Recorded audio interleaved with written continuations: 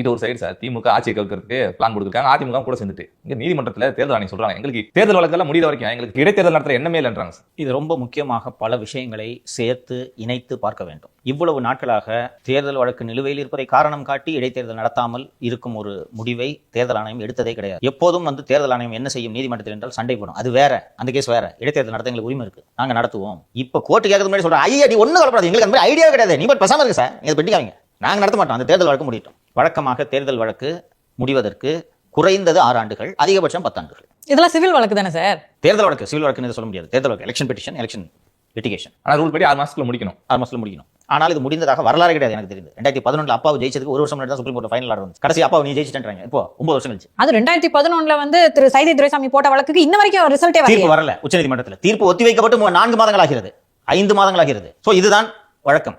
ஆனால் இம்முறை இந்த பக்கம் தேர்தல் ஆணையம் நாங்கள் தேர்தல் நடத்த மாட்டோம். தேர்தல் வழக்குகளை விசாரிக்கக்கூடிய நீதிமன்றம் 6 மாதத்தில் இந்த வழக்கை நாங்கள் முடித்தே தீருவோம் என்று சொல்லி திரு ஆதவர்ஜுன் மற்றும் திரு விஜய் ஆகியோருக்கு எதிராக தொடுக்கப்பட்ட தேர்தல் வழக்கில் 2 பேரும் பதில் மனு தாக்கல் செய்யவில்லை. 2 வார கால அவகாசம் கேட்டபோது, போன வாட்டி இதைத்தான் சொன்னீங்க, அடுத்த வாட்டி பதிலை தாக்கல் செய்யவில்லை என்றால் 50,000 அபராதம் விதிக்க நேரிடும் என்று எச்சரித்துள்ளது திரு விஜய் மற்றும் திரு ஆதவர்ஜுன். ஆதவர்ஜுன் மந்திரி, அவரது வழக்கை அவர் பார்த்துக் கொள்வார்.